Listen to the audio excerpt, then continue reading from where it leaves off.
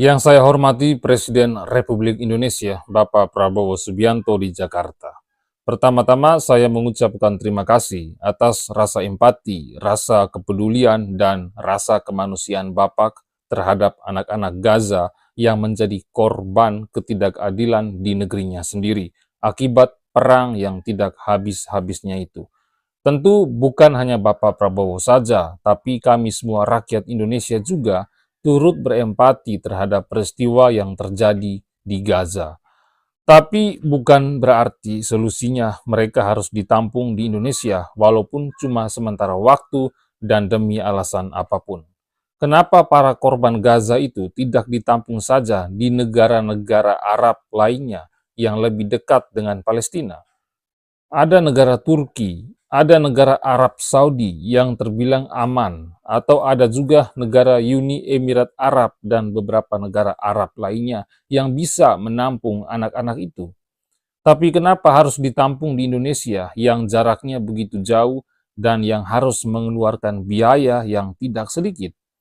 Bapak Prabowo yang saya hormati, membaca di berbagai media, baik media online maupun menonton di media mainstream, Indonesia siap menerima dan menampung 1.000 korban perang di Gaza gelombang pertama, yaitu korban luka, korban trauma, dan anak-anak yatim piatu. Di media sosial, banyak masyarakat Indonesia yang kecewa kenapa anak-anak Gaza malah lebih diprioritaskan ketimbang anak-anak bangsa Indonesia sendiri. Melihat kenyataan seperti ini, sangat pantas pepatah ini untuk menggambarkan realita kebijakan pejabat negara kita, yaitu anak dipangkuh diabaikan, beruk dirimbah disusukan. Artinya, selalu mengurusi urusan orang lain tanpa menghiraukan urusan sendiri. Kalau untuk menggambarkan situasi seperti ini, artinya lebih sibuk mengurusi urusan negara orang, sedangkan nasib negaranya sendiri diabaikan, atau nasib anak bangsanya sendiri diabaikan.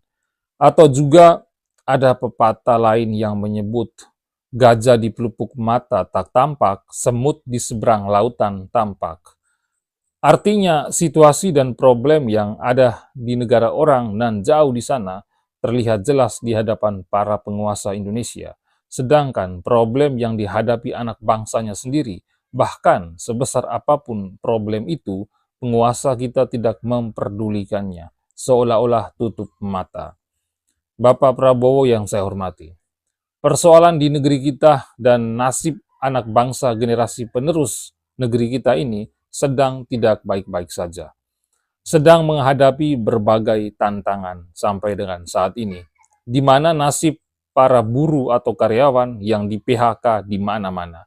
Dampak dari kebijakan efisiensi anggaran yang dibuat oleh Bapak sendiri demi menghemat anggaran dan belanja negara, yang juga berimbas pada warga desa, di mana tiap desa per tahun yang biasanya terima dana desa 1 miliar lebih itu harus menerima kenyataan dengan menerima dana desa di bawah 1 miliar rupiah saja. Rakyat lagi mengeluh soal ekonomi sulit di mana beras mahal, harga cabai melambung tinggi, malah presiden melarang rakyat mengkonsumsi cabai. Daya beli yang menurun, sulitnya mencari lapangan pekerjaan, dan kalaupun ada, rakyat dibebani dengan persyaratan yang tidak masuk akal, mulai dari persyaratan usia, tinggi badan, pengalaman kerja, ijazah, dan lain sebagainya. Belum lagi problem terkait pengangguran yang makin tinggi di tengah usia produktif dan angkatan kerja yang meningkat tiap tahun. Di mana rakyat mengkritik untuk menghentikan program MBG yang seharusnya tidak usah lagi dilanjutkan. Program yang menelan anggaran puluhan triliun rupiah itu dianggap hanya membuang-buang anggaran saja. Saya pun heran, kok bisa anak-anak diberi makan gratis, ibu bapaknya malah di PHK. Apa ini tujuan membangun bangsa yang lebih baik dan adil?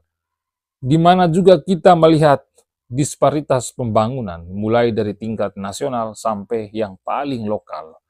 Kalau dana MBG itu untuk membangun daerah-daerah terisolir dan miskin, saya yakin sudah puluhan kilometer jalan yang dibangun. Masih banyak yang dijumpai anak-anak Indonesia yang belum sepenuhnya tersentuh dengan dunia pendidikan dan teknologi. Di usia mereka yang seharusnya untuk belajar dan bermain, malah mereka harus membantu orang tuanya untuk menopang ekonomi keluarganya, di mana mereka harus tenteng karung untuk mencari barang rongsokan buat untuk dijual, di mana mereka seharusnya dengan mudah mengakses internet untuk keperluan sekolah, malah harus naik ke pohon, naik ke bukit demi mendapatkan jaringan, di mana korupsi semakin merajalela dan gila-gilaan, baik dari tingkat pusat sampai ke tingkat daerah. Pemerintah dan DPR bukannya membuat undang-undang untuk menyita dan atau merampas aset para koruptor, tapi malah membuat undang-undang yang tidak bersentuhan langsung dengan kepentingan dan atau kebutuhan rakyat kecil seperti revisi Undang-Undang TNI. Di mana juga hukum yang tidak adil buat rakyat kecil, yang kecil, lemah, dan miskin dengan mudah berurusan dengan hukum, tapi yang kaya malah tak tersentuh hukum, dan kalaupun tersentuh, hanya divonis ringan. Ini sungguh tidak adil dan rakyat dikorbankan, di mana rakyat diperas habis-habisan dengan pajak hanya untuk menggaji dan memberikan fasilitas mewah buat para pejabat rakus dan tamak di negeri ini. Lalu sudahkah Bapak berpikir tentang hal ini semua, atau ini hanya di angan-angan atau sebatas omon-omon saja tanpa mengeksekusinya di lapangan? Di manakah hati nurani para pemangku kebijakan di negeri tercinta ini, yang katanya negeri gemar ripah loh jinawi, di mana negara kita punya kekayaan yang seharusnya membuat rakyatnya makmur dan sejahtera, tapi malah hanya dinikmati oleh segelintir orang saja. Bapak Prabowo yang saya hormati, saya kembali lagi ke rencana Bapak menampung 1.000 anak-anak korban perang Gaza ke Indonesia. Saya mau membanding nasib anak-anak Gaza dan anak-anak pedalaman Papua. Kalau mau bicara tentang korban, anak-anak di pedalaman Papua juga adalah korban dari keberingasan OPM.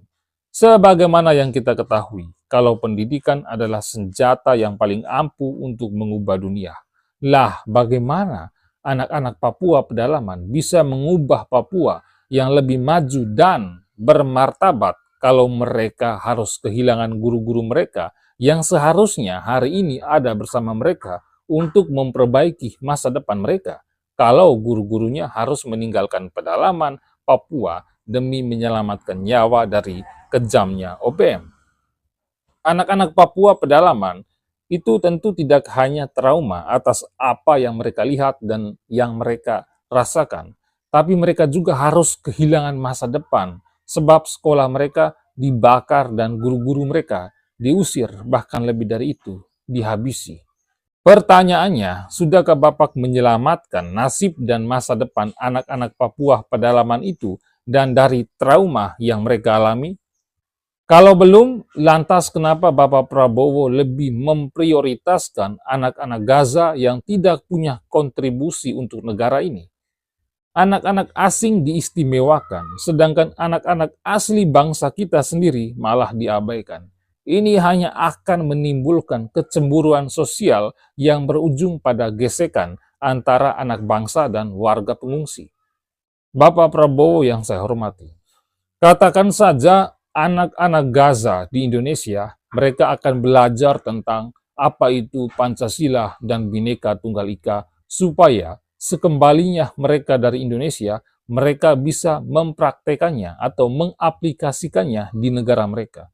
Lalu apakah mereka belajar tentang Pancasila dan Bhinneka Tunggal Ika harus jauh-jauh datang ke Indonesia? Dan andaikan mereka akan belajar Pancasila dan Bhinneka Tunggal Ika langsung di negara kita, ini sangat kontradiktif menurut saya. Mengapa? Bagaimana mungkin mereka akan menerapkan itu semua di negara mereka kalau di Indonesia mereka juga tahu ternyata negara yang mereka tinggal dalam waktu sementara ini juga ada kontak senjata antara OPM dan TNI Polri. Ini ibaratnya sang bapak sambil merokok menasihati anaknya supaya jangan merokok. Sesuatu yang menurut saya sangat tidak masuk di akal. Artinya ini tidak akan mengubah apa-apa. Sudah begitu, selama anak-anak Gaza itu berada di Indonesia, pasti mereka butuh makan, minum, dan tempat tinggal, tentu juga air dan listrik, pengobatan, trauma healing buat mereka, serta fasilitas yang lainnya. Lantas, siapakah yang bertanggung jawab akan hal itu? Apakah anggarannya nanti dibebani oleh APBN dan atau APBD? Kalaulah anggaran nanti untuk anak-anak Gaza bersumber dari APBN dan atau APBD, betapa tidak adilnya negara ini, seakan-akan anak kandung di negerinya sendiri diabaikan dan anak-anak negara lain malah diistimewakan. Tapi giliran negara kekurangan APBN dan atau APBD, rakyat yang diperas melalui pajak. Sudah begitu, pajak rakyat malah dikorupsi lagi oleh oknum-oknum tikus berdasi. Bapak Prabowo Subianto yang saya hormati, kita punya pengalaman buruk ketika menampung pengungsi Rohingya dari Myanmar, yang mana imigran gelap Rohingya ini juga adalah sesama Muslim. Setelah berhari-hari mereka menetap di Aceh dan beberapa wilayah lainnya di Sumatera, orang-orang Rohingya ini mulai menunjukkan sifat dan karakter asli mereka. Kebiasaan atau tradisi yang dilakukan di negara asalnya, mereka bawa ke Indonesia. Alhasil, kebiasaan mereka yang berbeda dengan budaya orang Indonesia akan memantik gesekan antara penduduk lokal dan para imigran gelap itu. Dan itu sudah terbukti, perilaku mereka banyak dibenci oleh masyarakat lokal. Tak sedikit dari mereka yang kemudian diusir oleh warga setempat. Nah, muncullah kekhawatiran saya bahwa hal ini juga diduga akan terjadi kepada para pengungsi Gaza. Saya tidak melihat dari kesamaan agama antara Indonesia dan Palestina, tapi perbedaan budaya dan kebiasaan-kebiasaan inilah yang di kemudian hari bisa menimbulkan gesekan-gesekan antara para pengungsi dan warga setempat. Bapak Prabowo yang saya hormati, sebagai penutup dari surat terbuka ini, kebijakan Bapak menampung pengungsi Gaza ke Indonesia banyak dinilai publik karena mendapat tekanan dari Donald Trump yang sebelumnya Trump menyampaikan akan menampung pengungsi Gaza ke Indonesia. Apakah benar ada tekanan atau intervensi ini? Kalau itu salah, ya syukurlah. Tapi kalau itu benar, maka julukan kepada Bapak sebagai macan Asia sangat diragukan. Dan hal ini juga bertanda wibawa negara kita diinjak-injak oleh Donald Trump. Apalagi kita menuruti kemauannya supaya Donald Trump menurunkan tarif impor pajak. Bapak Prabowo yang saya hormati, saya pribadi menolak kedatangan pengungsi Gaza ke Indonesia bukan berarti saya tidak punya rasa kemanusiaan dan rasa empati terhadap sesama manusia di Gaza. Tapi karena atas alasan dan pertimbangan yang sudah saya utarakan di awal surat ini. Demikianlah surat terbuka saya ini. Saya tentu tidak punya maksud dan tujuan apapun selain hanya mengingatkan pemimpin negeri ini untuk harus selalu mengutamakan hak-hak dasar dan berlaku adil kepada bangsa dan rakyat Indonesia. Dan apabila ada kesalahan dalam menyampaikan isi surat terbuka ini, saya memohon maaf. Terima kasih.